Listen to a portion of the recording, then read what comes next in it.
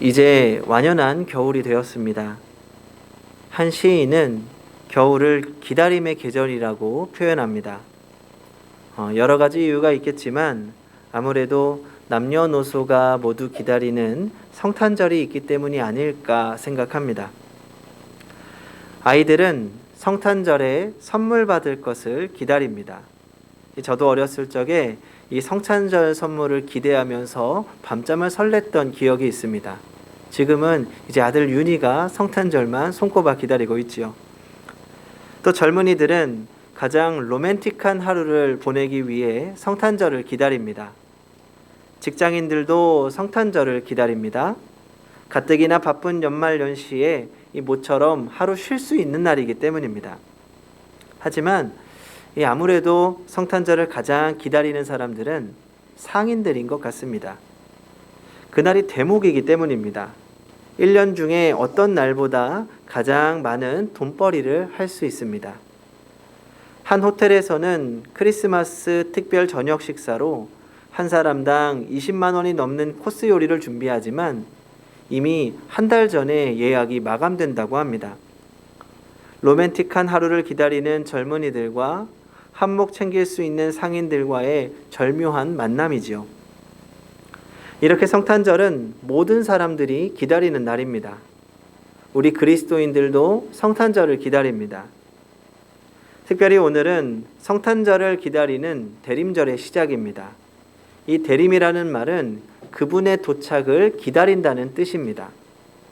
이 대림절 기간에는 이 땅에서 태어나신 예수 그리스도의 탄생을 기억하고 주님이 우리 삶의 현장에 성령으로 항상 임재하심을 믿으면서 곧 주님이 다시 오실 것을 간절히 기다리는 것입니다.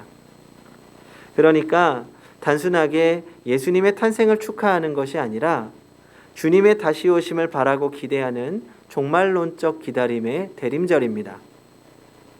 그렇다면 오늘 대림절을 맞이해서 우리가 왜 그리고 무엇을 어떻게 준비하며 기다려야 할지 생각해 보려고 합니다. 오늘 본문은 세례 요한이 예수님께서 곧 오실 것을 선언하며 그에 따라 준비하며 기다려야 할 것을 선포하고 있는 내용입니다. 오늘 본문 1절부터 6절은 마태복음, 마가복음, 누가복음 이 세 공관복음서 모두에 같은 내용을 기록하고 있습니다. 그런데 이 누가복음에는 다른 마태복음이나 마가복음에서는 기록하고 있지 않은 특별한 차이점을 하나 발견할 수 있습니다. 바로 1절과 2절입니다. 한번 같이 읽어보겠습니다. 시작. 디베rio 황제가 통치한 지 15해 곧 본디오 빌라도가 유대 총독으로 헤롯이 갈릴리의 분봉왕으로 그 동생 빌립이 이두레와 드라고니 지방의 분봉왕으로 루사니아가 아빌레네의 분봉왕으로 안나스와 가야바가 대제사장으로 있을 때에 하나님의 말씀이 빈들에서 사가랴의 아들 요한에게 임한지라. 여기서 누가는 세례 요한이 활동하고 있는 시대적 배경을 자세하게 추가로 설명하고 있습니다. 누가는 왜 이런 정치적인 배경 그리고 종교적인 배경을 자세하게 설명하고 있는 것일까요? 바로 이방인들을 위해서 기록한 것입니다. 이 누가복음은 이방인을 위한 복음서라는 별명을 가지고 있습니다. 이방인이었던 누가가 이방인들에게 예수의 복음을 전하기 위해 쓴 복음서입니다. 그래서 이방인들에게 예수 그리스도의 사건이 실제로 있었던 역사적이었던 사건을 밝히고 그리고 당시 헬라인들이 무엇을 설명할 때 습관적으로 사용하던 기법 그런 어떤 역사적인 배경을 서술하면서 당시 이방인들이 조금 더 쉽게 이 사건을 이해하고 받아들일 수 있도록 이 배경을 강조한 겁니다. 그러니까 이방인들에게 있어서 단지 팔레스타인 어느 한 지방에서 일어난 사건이 아니라 다 세상을 향한 복음, 당신을 향한 복음이라는 것입니다. 이 말씀은 우리에게 아주 중요한 두 가지를 전달하고 있습니다. 첫 번째는 하나님의 복음은 교회 안에 갇혀 있는 것이 아니라는 겁니다. 복음은 온 세상을 향해 있습니다. 우리는 우리의 시선을 들어서 온 세상을 다스리시며 통치하시는 하나님, 온 세상이 회복되기를 바라시는 하나님의 마음을 깨달아야 합니다. 그리고 두 번째는 바로 나를 위한 복음이라는 것입니다. 2000년 전 저기 먼 팔레스타인 지방에서 태어나 십자가에서 처형당한 예수가 도대체 나와 무슨 상관이 있는 것입니까? 그런 우리에게 이렇게 말하는 겁니다. 예수 그리스도의 사건은 바로 당신을 위한 사건입니다. 예수께서 이 땅에 오신 것은 바로 당신을 위해서입니다. 예수께서 이 땅에 죽으신 것은 바로 당신을 위해서입니다. 라고 말하는 겁니다. 그러니까 1절과 2절, 이것은 바로 우리를 위해 쓰여진 구절입니다. 성도 여러분, 2000년 전 주님이 이 땅에 오신 이유는 바로 나를 위해 오셨음을 기억하시기 바랍니다. 그리고 동시에 온 세상을 위해 오셨음을 기억해야 합니다. 이 말씀을 공적으로만 받아들이는 사람들이 있습니다. 그런 분들 가운데에는 기독교 사회운동가들이 많이 있죠. 기독교 정신을 가지고 사회를 변화시켜 나가야 한다고 주장하는 분들입니다. 이런 분들은 좀 그런 쪽에만 관심이 많습니다. 기독교적 사회운동을 하는 것이지요. 좋은 일입니다. 또 반대로 말씀을 지극히 개인적으로만 받아들이는 분들이 있습니다. 이런 분들은 사회에 전혀 관심이 없습니다. 오직 나의 신앙, 내 가족의 신앙에만 관심이 있습니다. 이것 또한 필요하고 중요한 일입니다. 하지만 복음은 우주적이면서 개인적입니다. 개인적이면서 우주적입니다. 그래서 우리는 이 복음을 향한 신앙의 중심을 잘 잡아야 합니다. 특별히 오늘은 나를 향한 복음의 관점에서 오늘의 본문을 이해해 보려고 합니다. 왜냐하면 이어지는 세례 요한의 선포는 스스로 하나님의 백성이라고 믿는 사람들을 향한 메시지이기 때문입니다. 그러니까 오늘 하나님의 자녀라고 스스로 믿으면서 신앙생활을 하고 있는 우리에게 전하는 메시지입니다. 그러면 세례 요한은 예수님의 오심을 기다리며 우리에게 무엇을 요구하고 있습니까? 오늘 본문 8절을 한번 같이 읽어보겠습니다. 8절 시작. 그러므로 회개에 합당한 열매를 맺고 속으로 아브라함이 우리 조상이라 말하지 말라. 내가 너희에게 이르노니 하나님이 능히 이 돌들로도 아브라함의 자손이 되게 하시리라. 아멘. 이 8절은 오늘 세례 요한의 메시지를 결론적으로 전하고 있습니다. 바로 주의 길을 예비하기 위해서 회개하라. 회개하라고 외치고 있습니다. 이 메시지에 당시 유대인들은 당황할 수밖에 없었습니다. 여기에는 세 가지 이유가 있습니다. 첫 번째로 선민 사상입니다. 자기들은 하나님이 택한 백성이고 제사도 잘 드리고 성경도 늘 읽는다고 생각했기 때문에 회개란 있을 수가 없다는 겁니다. 둘째로 죄를 지었다면 성전에 가서 양을 잡아 제사를 드리면 되기 때문입니다. 그래서 이 회개라는 말보다 제사를 드린다는 말이 더 익숙해져 있습니다. 세 번째는 지난 몇백 년 동안 예언자의 소리가 들려오지 않았습니다. 다시 말하면 말씀이 들려오지 않았기 때문에 영혼이 아주 메말라 버려서 죄를 감지할 능력을 잃어버린 것입니다. 그래서 회개가 무엇인지도 모르게 된 것이죠. 오늘 우리가 사는 세대도 회개란 말이 희석된 시대입니다. 그것은 그만큼 우리가 죄 많은 세상 가운데 살고 있다는 것 같습니다. 한동안 한국교회에서는 소위 성공했다는 목사님들이 이런 이야기를 했습니다. 죄에 대해서 이야기를 하지 않아야 교회가 성장한다. 아마도 우리 사회에 죄가 만연해 있기 때문에 어디서부터 어떻게 수술해야 할지 모르니 그 상처를 건드리지 말자는 것일 겁니다. 참 슬픈 일이지요. 하지만 회개 없는 종교는 부패하고 무상이 되고 맙니다. 진정한 회개가 있을 때에만 우리의 신앙이 회복되고 다시 살아날 수 있습니다. 임페리얼 박물관에 걸려있는 그림이 있습니다. 데오도시우스 황제가 성당에 들어가려고 하는데 암브로시우스 주교가 못 들어가게 막고 있는 그림입니다. 이 그림에는 사연이 있습니다. 데오도시우스 황제가 데살로니가에서 로마 통치를 반대하는 1500명을 무참하게 살해했습니다. 그런데 그가 이탈리아 밀라노를 방문하면서 이 마침 주일이라 성당에 들어가려고 하는 중이었습니다.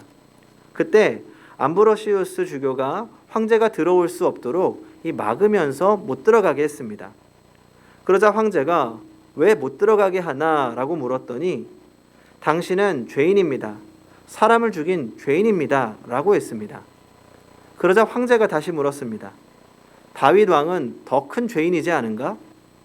이때 암브로시우스가 유명한 말을 합니다. 당신도 다윗처럼 회개하면 들어갈 수 있습니다. 성도 여러분, 회개 없이는 한 발짝도 나아갈 수 없습니다. 회개한 자들이 계속해서 자기의 잘못을 뉘우치고 고백할수록 내 안에는 은혜가 넘치게 됩니다. 성 어거스틴이 이런 말을 했습니다. 하나님께서 못하시는 것이 세 가지가 있다. 첫째는 하나님은 죽지 못한다. 하나님은 살아계신 하나님이시기 때문에. 둘째로 하나님은 회개하지 않는 죄인은 결코 구원하실 수 없다. 셋째, 회개하는 죄인을 벌하시지 못한다. 왜냐하면 하나님은 사랑이시기 때문에. 그러므로 우리는 하나님의 사랑을 신뢰해야 합니다. 그리고 오늘 진정으로 하나님 앞에 회개할 것이 있으면 깨닫게 하시고 또 회개할 수 있는 은혜, 그리고 회개를 통해 주시는 은혜를 사모하고 구하시기 바랍니다. 그러면 오늘 우리는 무엇을 어떻게 회개해야 할까요?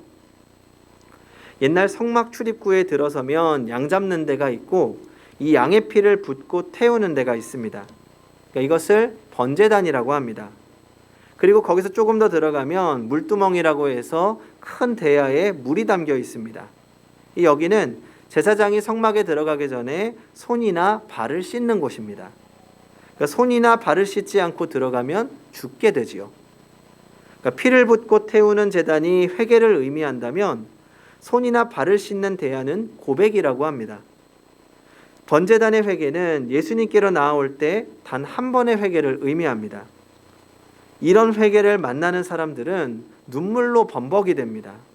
하루 종일 엉엉 울면서 눈물로 회개합니다. 왜냐하면 자신의 머리에서 발끝까지 죄가 가득한 것을 발견하기 때문에 도대체 내가 이런 죄를 짓고도 어떻게 여기까지 살았나 가슴이 터질 것 같습니다.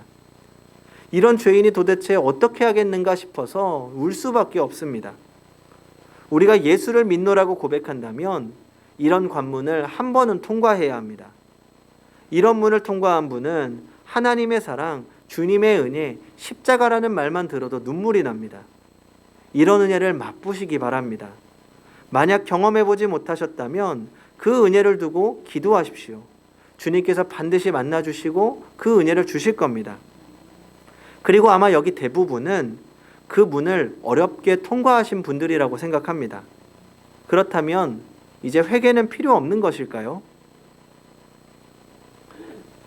구원파 같은 이단에서는 회개가 일평생 단 한 번으로 충분하다고 말합니다. 죄책감에 사로잡혀 사는 것이 아니라 이제는 구원받은 기쁨만 누리면서 살면 된다는 겁니다. 물론 우리가 이 땅에서 죄책감에 짓눌려 살아가는 것은 주님이 우리에게 원하시는 일이 아닙니다. 그러나 우리는 죄 많은 세상 가운데 살고 있기 때문에 죄의 영향을 받아가면서 살아갈 수밖에 없습니다. 그리고 우리는 여전히 그 죄를 벗어나지 못하고 넘어지고 일어나고 다시 넘어지기를 반복합니다. 지난 한 주간만 생각해도 우리의 마음이 도대체 몇 번이나 무너졌는지 모릅니다. 주님이 원하시는 것은 날마다 주님이 주시는 능력으로 죄로부터 승리하는 것이지 죄를 허용하며 살라는 것이 아닙니다. 이미 회개하고 예수를 구주로 영접한 사람도 매일매일 손과 발을 씻어야 합니다. 이것은 앞에서 말하는 회개와는 다릅니다. 자기의 잘못을 뉘우치고 자기의 부족을 뉘우치면서 잘못을 하나님 앞에 자백하고 고백하는 행위입니다. 이렇게 하나님 앞에 우리의 잘못을 자백한다고 할 때 우리는 잘못한 것만 생각합니다. 제가 예전에 참 많이 받던 질문이 있는데 요즘은 별로 받지 않는 질문이 있습니다. 전도사님, 이건 죄예요? 이건 하면 안 되는 거예요? 왜 하면 안 돼요? 왜 죄예요? 저도 어릴 적에 어머니께 이런 질문을 많이 던졌습니다. 그런데 사실 그런 제 마음에 숨겨져 있던 것은 하나님이 허용하시는 것 안에서 제 마음대로 살고 싶은 마음이 있었던 겁니다. 그러니까 마지노선을 정해놓는 겁니다. 하나님과 나 사이에 경계선을 어느 정도 만들어 놓고 그 선을 넘어가지 않으면서 제 마음대로 살고 싶은 거죠. 그러다가 그 선을 넘어간 부분들에 대해서만 회개를 하는 겁니다. 아주 소극적인 회개입니다. 우리는 대부분 소극적 회개에 멈추어져 있습니다. 그러나 우리가 정말 고백하고 뉘우쳐야 할 점은 주님의 기대에 미치지 못하고 살았던 것을 고백해야 합니다. 그처럼 큰 죄를 다 용서해 주셨는데 제가 다시 그런 죄를 범했습니다. 저에게 큰 사랑을 주셨는데 저는 하나님의 뜻을 이루기 위해 최선을 다하지 못했습니다. 용서하여 주시옵소서. 제 안에 능력을 주셔서 주님이 기뻐하실 삶을 살게 하여 주시옵소서. 우리는 이렇게 기도해야 합니다. 성도 여러분, 우리는 끊임없이 신앙적인 고민을 해야 합니다. 하지 말라는 것만 하지 않으면서 어떻게 내 마음대로 살 수 있을지 고민하는 자녀가 아니라 무엇을 해야 부모의 마음을 기쁘시게 할 수 있을지 적극적으로 고민하는 자녀가 되어야 합니다. 그래서 우리는 그렇게 은혜 가운데 회개로 삶의 방향이 돌이켜졌을 때 우리에게 떠오르는 자연스러운 질문이 하나 있습니다. 10절을 같이 읽어보겠습니다. 10절입니다. 시작. 무리가 물어 이르되 그러면 우리가 무엇을 하리이까? 12절입니다. 세리들도 세례를 받고자 하여 와서 이르되 선생이여 우리는 무엇을 하리이까? 14절 앞부분. 군인들도 물어 이르되 우리는 무엇을 하리이까? 세례 요한의 설교를 듣던 무리, 세리, 군인들이 공통적으로 갖게 된 질문이 있습니다. 우리가 무엇을 하리이까? 회개는 반드시 행동이 수반됩니다. 감정적인 고백으로 끝나는 것은 회개가 아닙니다. 회개는 능동적인 질문이 반드시 함께합니다. 예수님 이후 초대교회 회심자들을 위한 신앙훈련이 3년 과정이었다고 합니다. 이 과정을 마쳐야 교회의 일원으로 인정받았다고 합니다. 교회에 처음 온 사람에게 신앙 문답을 통해서 세속적인 삶을 그대로 살 것인지 신앙적인 삶을 살 것인지를 물어보고 결단하게 했습니다. 그렇게 1차를 통과하고 나면 세례 예비자 과정이 시작됩니다. 예비자 과정에서 일주일에 몇 번씩이나 아침 일찍 모여 말씀을 공부했고 교사들은 예비자들을 안수한 후에 일터로 나가도록 했습니다. 세례 예비자 과정에서 사람들에게 요구한 내용을 보면 정당한 임금을 지불하라, 높은 이자를 취하지 말라, 보복하지 말라, 선한 말을 하라, 분노를 억제하라, 잘못이 있을 때 서로 사랑으로 교정하라 등등이었다고 합니다. 그러니까 회심자와 성도들에게 회개는 머릿속에만 있는 것이 아니라 삶에서 실천해야 하는 것임을 강조했습니다. 그러니까 회심으로 끝나는 것이 아니라 회개에 합당한 열매를 맺기 위해서 스스로 질문하고 대답하고 실천하기 위해서 노력하게 한 것입니다. 그리고 오늘 우리도 참된 회개와 함께 능동적인 질문을 던져야 합니다. 주님, 우리가 무엇을 해야 합니까? 물론 이 질문은 우리 삶의 모든 전반적인 부분에 관한 질문이 되어야 합니다. 가정에서, 직장에서, 교회에서, 하나님이 허락하신 우리 삶의 모든 자리에서 물어야 합니다. 주님, 우리가 무엇을 해야 합니까? 특별히 오늘 말씀이 우리에게 요구하는 부분이 있습니다. 11절입니다. 대답하여 이르되 옷 2벌 있는 자는 옷 없는 자에게 나눠줄 것이요 먹을 것이 있는 자도 그렇게 할 것이니라 하고 무리들에게 옷과 먹을 것을 나누어 주라고 요구합니다.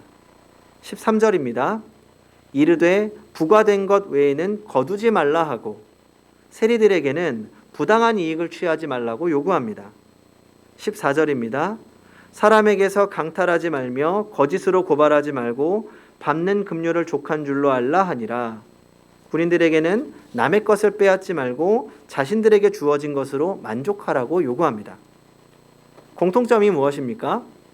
바로 경제적인 부분에서 회개와 능동적인 행동을 요구하고 있습니다. 조금 더 노골적으로 표현하자면 돈에 관한 이야기지요. 돈을 벌고 돈을 사용하는 부분에 대해서 이야기하고 있습니다. 세례 요한은 왜 하필 회개에 합당한 열매를 선포하면서 경제적인 부분에 대한 요구를 하고 있는 걸까요? 팀 켈러 목사님의 복음과 삶이라는 책에 보면 이렇게 이야기합니다. 당신이 가장 쉽고 즐겁게 돈을 사용하는 곳은 어디인가? 돈은 우리 마음의 우상을 식별하는 가장 좋은 방법 중 하나이다. 돈이 우상이 아니더라도 돈은 우리의 우상이 어디에 있는지를 보여줄 것이다. 우리는 마음이 가장 사랑하고 존경하고 예배하며 구원을 위해 의지하는 것이 무엇인지를 발견할 수 있다. 가장 쉽게 즐겁게 돈을 쓰는 곳이 무엇인지 생각해 보라. 아주 중요한 지적이라고 생각합니다. 누가복음 12장 34절을 보면 예수님께서도 너희 보물이 있는 곳에는 너희 마음도 있느니라 라고 말씀하셨습니다. 그러니까 지금 세례 요한은 단순하게 정직하게 돈을 벌고 어려운 사람을 도와주라고 말씀하고 있는 것 아닙니다. 물론 그런 요구도 있지요. 하지만 세례 요한의 요구는 마지막이 아니라 시작입니다.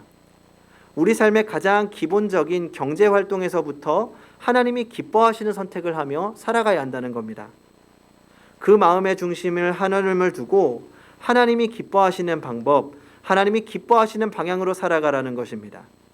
경제적인 부분에서 하나님 중심으로 선택하며 살기로 결심했다면 우리는 그 다음 부분들, 삶의 모든 영역에서 하나님 중심으로 거룩한 삶을 추구하며 살아야 합니다. 성도 여러분, 하나님은 우리가 이 땅에서 살면서 적당한 그리스도인으로 살기를 원하지 않으십니다. 하나님은 우리가 가장 높고 거룩한 삶을 적극적으로 추구하며 살기를 원하십니다. 그러므로 이 시간 먼저 회개해야 합니다. 적당한 그리스도인으로 살고 싶었던 마음을 회개하고 이제는 하나님이 기뻐하시는 거룩한 자녀로 살기를 결심하십시오. 그리고 우리 삶의 모든 영역에서 회개에 합당한 열매를 맺으며 또 주님께서 주시는 기쁨을 누리면서 주님을 기다리는 성도님들이 되시기 바랍니다. 기도하겠습니다. 다시 오실 주님, 대림절을 맞이하여 다시 오실 주님을 묵상해 봅니다. 그저 막연히 기다리는 것이 아니라 주님의 오심을 준비하는 삶을 살게 하여 주시옵소서. 살아가는 동안 적당히 사는 것이 아니라 적극적인 주님의 자녀로 살기 원합니다. 주의 은혜를 경험하게 하시고 스스로를 점검하며 회개하게 하여 주시옵소서. 주님께서 우리의 주인 되시는 삶을 살아가며 회개에 합당한 열매를 맺게 하여 주시옵소서. 그렇게 능동적으로 주님을 기다리며 날마다 의미 있는 삶을 살게 하여 주시옵소서. 예수님의 이름으로 기도합니다. 아멘.